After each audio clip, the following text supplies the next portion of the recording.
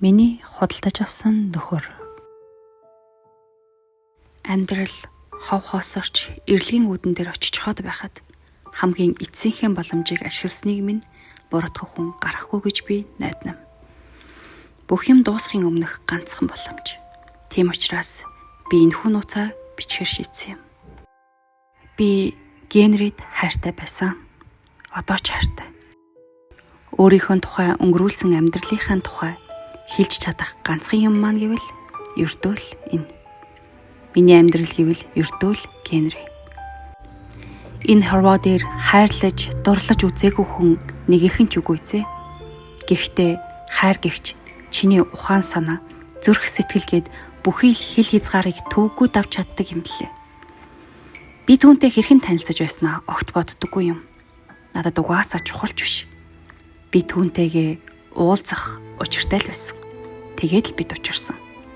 Хизээ, яаж, яагаад түүнийг хайрлаж эхэлсэн, хэрхэн түүнийг хайрладаг ухаарсныгаа бол бүрч мэдэхгүй. Миний мэдх юм гэвэл амьдрал маань хоёрхан үгнээс бүрдэж байсан. Генри Стэнфорд. Тэр өндөр туранхай бас хэтэрхий үзэсгэлэнтэй хүн байсан юм. Тэр маань асар их хүсэл тэмүүлэлтэй байсан ч тэрийг хизээ нэгэн цагт анзаарч байсан гэж боддоггүй. Байглаас л тэр чигээрээ төрсөн хүн байсан. Өргөлжилсэн их хүсэл мөрөөдөл түнд бурхнаас аясан байсан юм.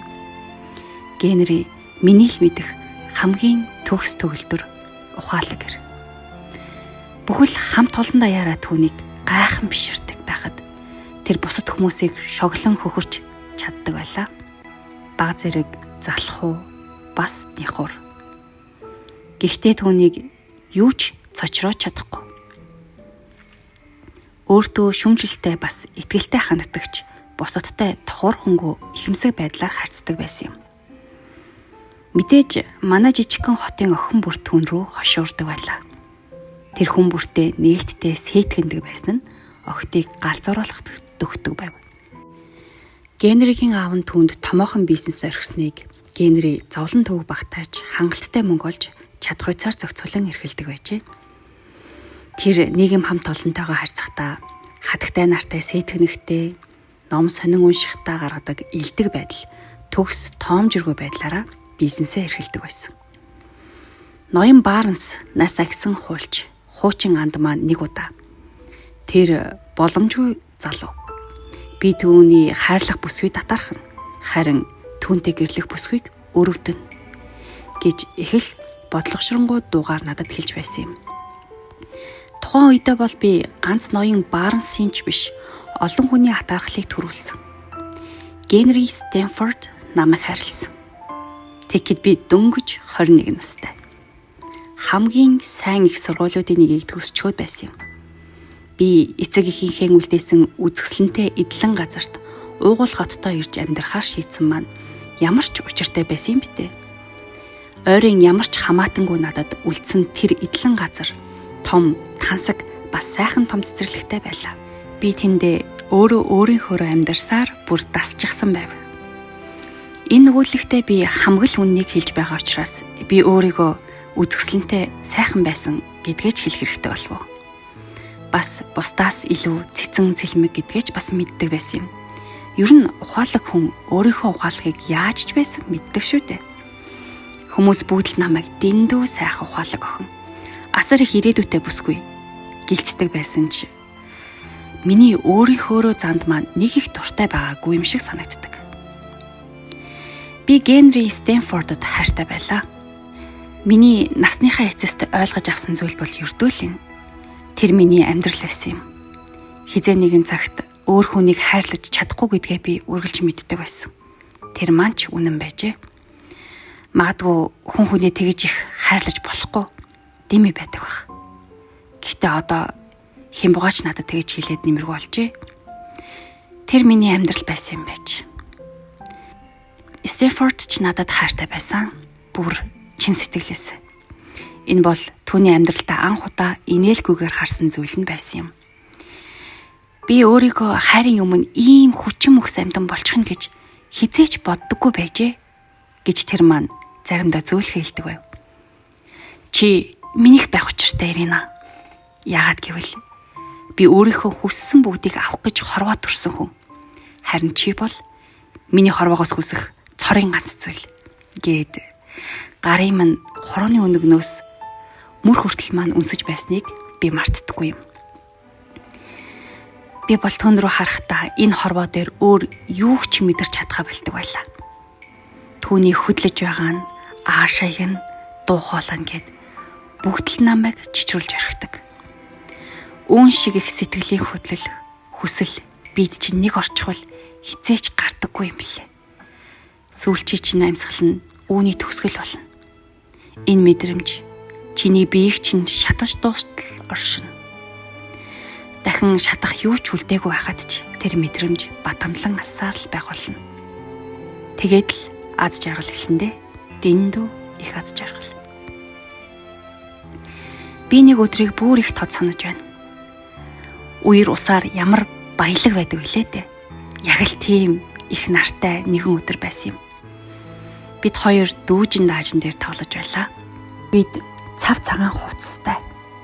Урт нарийн тавцангийн хоёр талд нь зогсчихсон. Олсноос гараараа чанга гिच нь атгачихсан. Нэг талаас нөгөө тал руу нисэх мэт савлуурдаж байлаа. Бид маш хурдан савлаж байснаас болоод ос хачин этгээд дуу гаргаж би бүр амьсгалж чадахгүй болчихсон байсан юм. Дээшээ, доошоо, дээшээ, доошоо. Дэрвэр банзал маань өвдөгнөөс ч дээш гарч нисэн байхад тэр маань илүү хурдан химэн хашгирч байлаа. Дээшээ, Генри дээшээ гэж би хариулсан. Цамцныхын цээж онгорхой ханцууга тохоо хүртлээ шуучсан тэр маань ямар ч үзэсгэлэнтэй харагдаж байгаа втэ. Гараараа осноос барьчихсан түүний хөнгөн шингэн хөдөлгөөн хүчтэй уян биеийн савлуурыг дорн л хөдлөвчгөж байлаа. Үсэн салхинд намраад л. Амьсгалж чадахгүй тэр хурц наранд байхдаа би өмнөө байгаа залуугаас өөр юу ч мэдрэхгүй байж үлээ. Дараа нь хинхэндээ юу ч хэлэлгүйгээр савлуурын хамгийн өндөр цэгээс хамаг хурдаараа өсрөн буусан.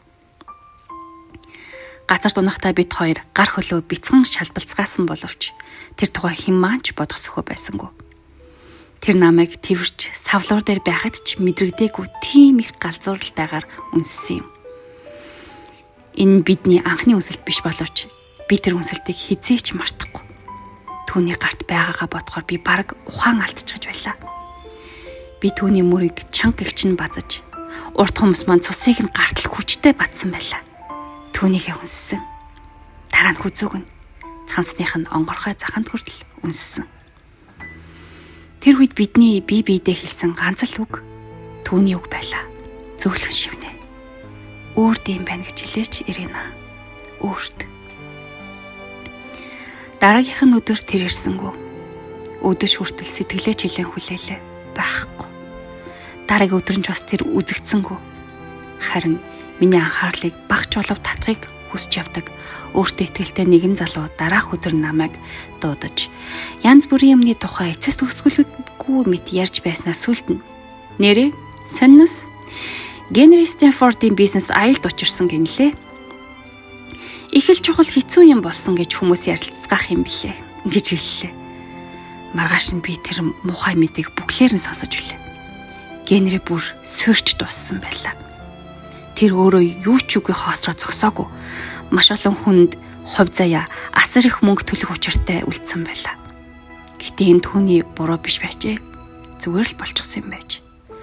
Хүн бүр тэрийг мэдэж байсан хэрнээ бүгд л түүнийг буруутгаж байв. Тэр дампууралтай хамт түүний нэр төр, ажил хэрэг, ирээдүй бүгд шалбаагт унсан юм. Түүний компани сүрсэн нь манай хотынхны хэсэгтэй л баясгаж байв. Зарим нэг нь Генриг өрөвдөх боловч ихэнх нь баяртайлаа. Хүмүүс Генриг хүндэлтгийн зэрэгцээ атаархдаг байж. Эсвэл тэд түүнийг хүндэлдэг болохоороо ч атаархдаг байсан биз. Хин нэг хүний одоо тэрний ямар нүр гаргахыг нь харах юмсан гэж байхыг би сонсож байлаа. Бас өөр нэг нь хаа шившгтэй юм гин. Хүмүүс намайг ч бас зүгээр байлгасангүй.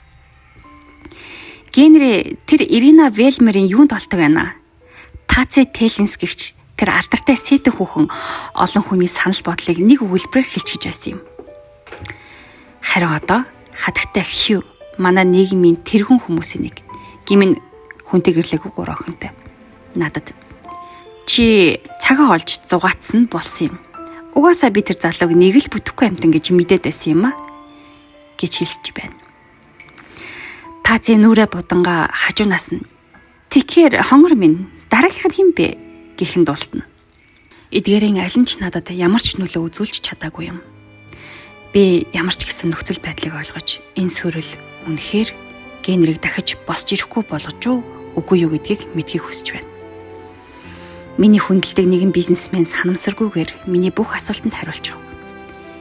Генри уг нь үнэн ч шудрах сайхан залуу байгаа юм гэж тэр нэг найздаа ярьж байсныг нь би санамсаргүй сонсчихсон юм. Гэхдээ одоо аль болох хурдан өөрийгөө буутгал түүний нэр төрийг аварч чадах үз. Тэгээд л би бүхнийг ойлгов.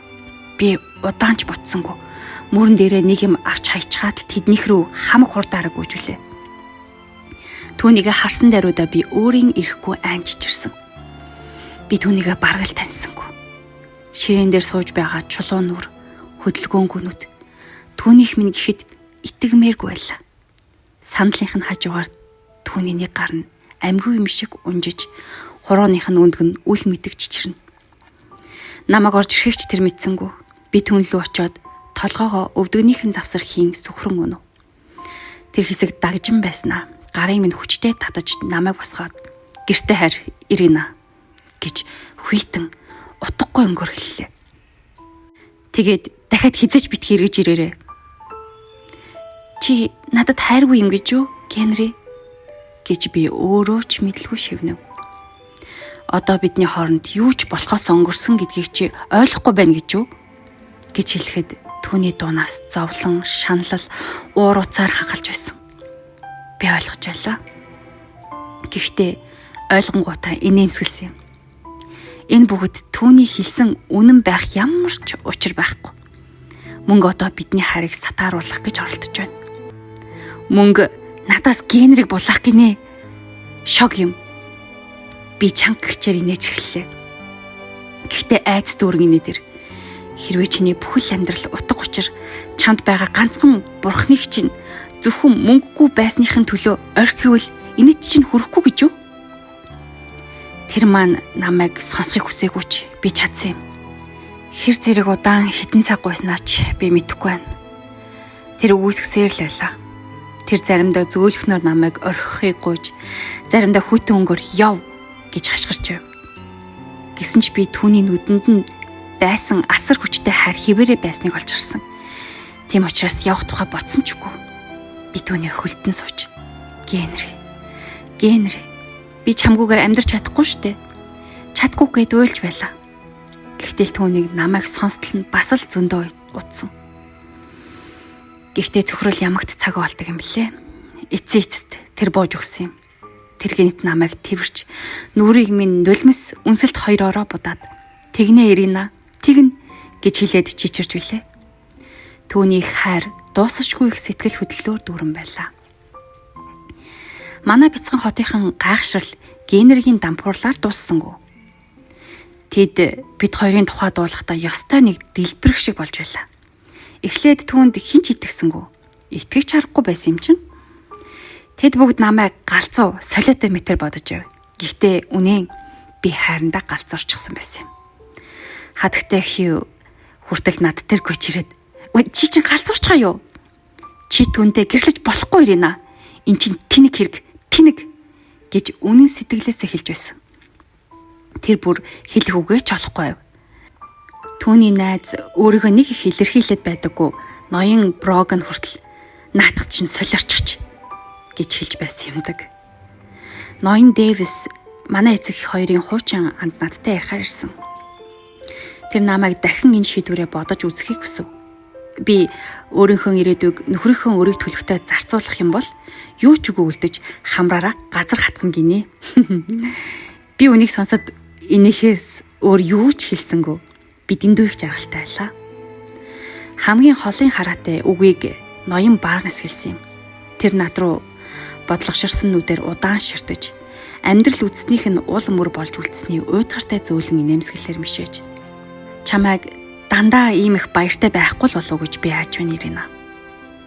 Ийм их хүсэл мөрөөдөл, дэврүүн тэмүүлэл сайн юм авчирдгүй юм шүү гэж хэлсэн юм.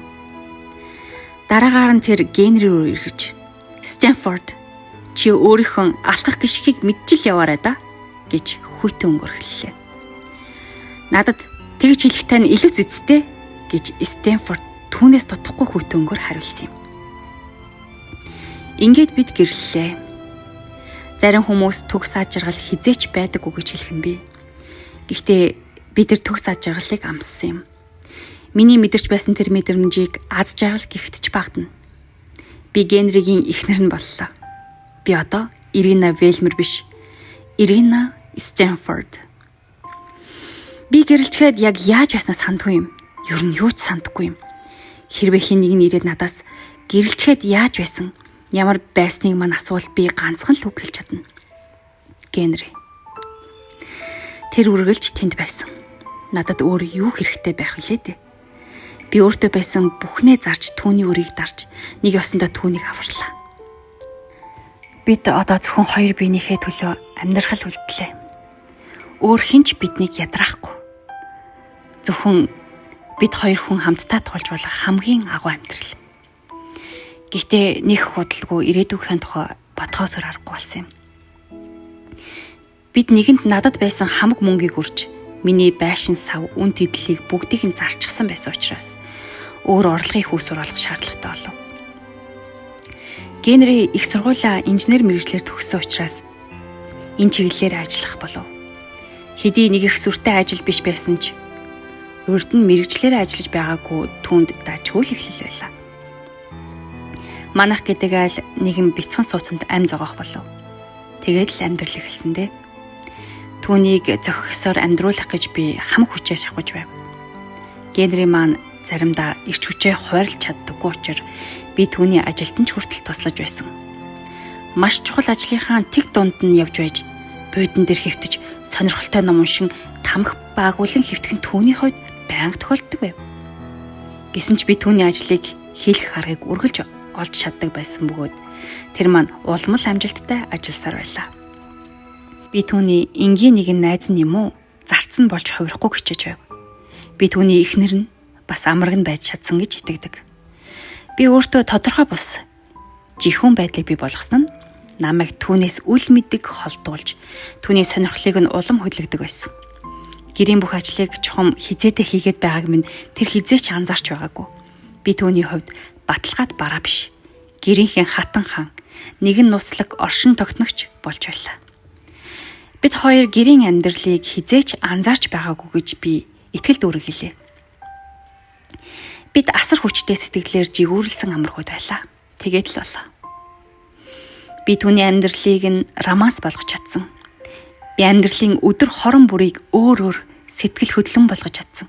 Гэр маань амарч, идэж, унтдаг газар бус. Тэмцэж, хожиж, эзлэн авах тоглоомыг тоглодог сэтгэл хөдлөсөн ордон байлаа. Чам шиг бүсгүйг бүтээх гэж хэн бодож олдог байна Ирина гэж тэр минь заримдаа хэлдэг байв. Миний амьдарч байгаа нь зөвхөн чиний хүч юм шүү дээ гэж хэлээд миний мөр хүзүүг маань гал халуун үнсэлтээр төөндөг байлаа. Би юу ч хэлсэнгүй.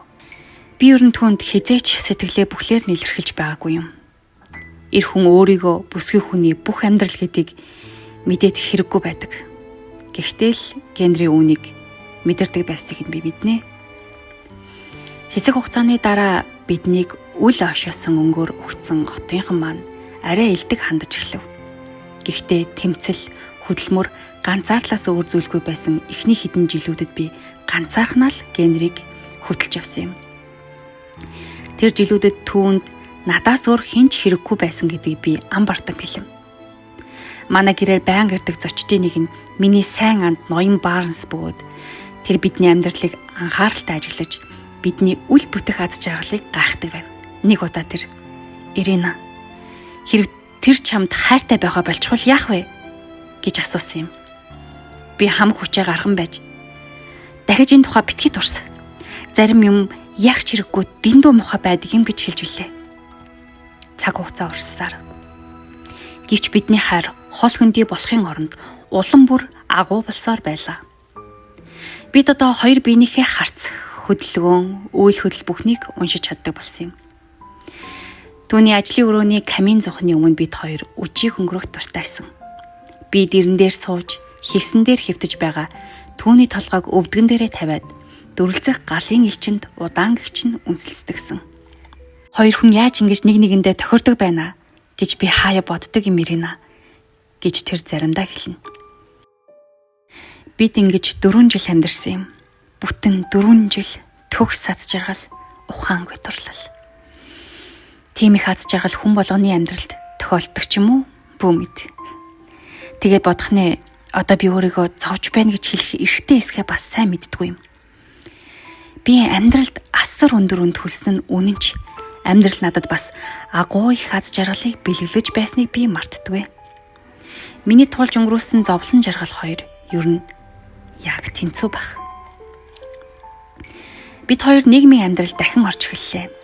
Хүмүүс бид хоёрын жигтэй дурлалыг үзээд магадгүй урдынхаас ч илүүтэйгээр хүндэлж харьцдаг байсан баг.